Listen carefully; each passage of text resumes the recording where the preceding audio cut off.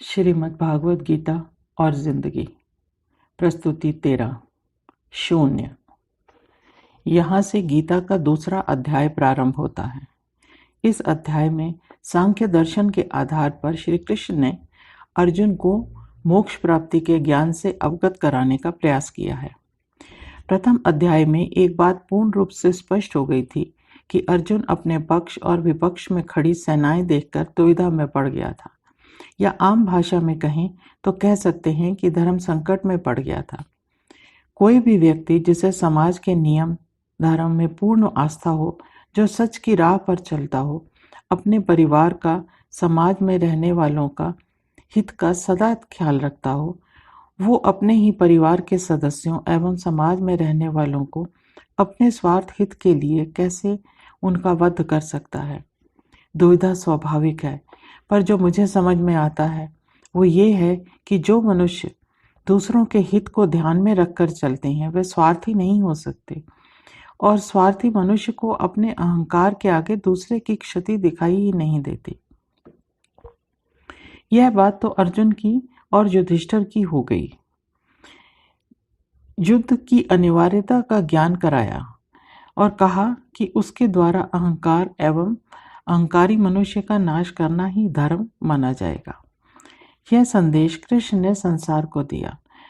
पर हम जब यह मानते हैं कि युद्ध ही अहंकार और अधर्म का विकल्प है, तो हमें एक बात और ध्यान में रखनी चाहिए कि युद्ध को तभी विकल्प माना जाए जब सुधार की अन्य सारी चेष्टाएं व्यर्थ हो जाएं और कोई राह ही न दिखाई दे, तभी युद्ध हो। महाभारत युद्ध के पहले कई प्रयत्न किए गए कि इस विनाश को किसी तरह रोका जाए, ये परिस्थिति पैदा ही न हो। स्वयं कृष्ण ने निष्पक्ष होकर यह प्रस्ताव रखा, पर उसे कौरवों ने नहीं माना। जब स्वार्थ और अहंकार की पट्टी आंखों पर बंधी हो तो साम दाम दंड भेद अपने लक्ष्य पर ही दृष्टि रहती है, अपना ही हित सूझता है। ऐसे में महाभारत को रोकने की संभावना बची ही नहीं, और यह ठन गई कि युद्ध होकर ही रहेगा। संजय जो धृतराष्ट्र को युद्ध के मैदान की पल पल की खबर दे रहा था, वो भी बीच बीच में यह समझाने का प्रयत्न करता रहा कि धृतराष्ट्र इस युद्ध के परिणाम को समझें और मानव जाति के इस भयानक विनाश को समय रहते रोक लें, पर ऐसा नहीं हो रहा था। दूसरे अध्याय के पहले श्लोक में संजय ने कहा कि युद्ध के मैदान के बीचों बीच खड़े अर्जुन की आंखों में उदासी छाई है और उसका हृदय पूर्णतया करुणा और अनुराग से भर गया है। इस समय अर्जुन को देखकर ऐसा प्रतीत हो रहा था कि वो युद्ध का संचालन करने में पूर्णतया असमर्थ हैं। युद्ध को रोक लें यह उसके हाथ में नहीं था, और जो दिख रहा था वो यह था कि परिस्थितियां उसके बस में नहीं, वो परिस्थितियों के हाथों मजबूर है, उसमें फंसा है। दिल कुछ और कह रहा है और धर्म कुछ और।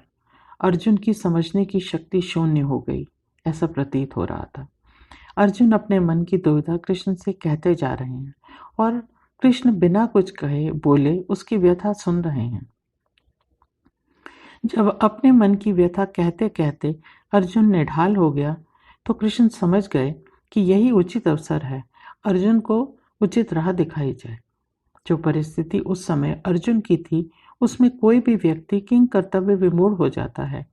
युद्ध करना अनिवार्य है, युद्ध करने की क्षमता भी है, धर्म की रक्षा व पालन का प्रश्न है, पर मन विचारहीन होता जा रहा है और शरीर भी शिथिल पड़ गया है। यहाँ अर्जुन की विचार शक्ति शून्य पर पहुंच जाती है। श्री कृष्ण के लिए यह वो अवसर था जब वे अर्जुन का उचित मार्गदर्शन कर सकते थे, धर्म की रक्षा के लिए उसे प्रेरित कर सकते थे। जब कोई अपने विचारों से शून्य हो जाए तो दूसरे की सलाह का उस पर बहुत प्रभाव पड़ता है। वो दत्तचित्त होकर बात को सुनता समझता है। सावधान रहें, ऐसे में लोग अनुचित सलाह से भी प्रभावित हो जाते हैं, पर यहाँ तो स्वयं श्री कृष्ण है। इस कठिन परिस्थिति में कृष्ण ने जो उपदेश दिया वो सर्वथा धर्म की रक्षा के लिए था और धर्म के अनुकूल भी था और जन सुखाय भी था। आज भी हजारों सालों के बाद गीता के उपदेश उतने ही महत्वपूर्ण हैं जितने तब थे। श्री कृष्ण ने जो कहा वो परिवार विशेष की समस्या नहीं थी, वो मानव जाति के स्वभाव का विश्लेषण था, व्याख्या थी, समस्या थी, जो महाभारत काल से पहले भी थी और बाद में भी थी और आज भी है। स्वामी चिन्मयानंद जी ने कहा है, to get our self overridden by our life's circumstances is to ensure disaster, failure on all occasions. Only a weakling who allows himself to be saddled with the occasions can be victimized by the outer happening. Arjun, in his present neurotic condition, has become a slave to the outer challenge. सूचना जो संजय ने धृतराष्ट्र को दी वो इस श्लोक में स्पष्ट कर देता है कि अर्जुन जैसे महान योद्धा का भी हृदय कुरुक्षेत्र का दृश्य देखकर हाहाकार कर उठा।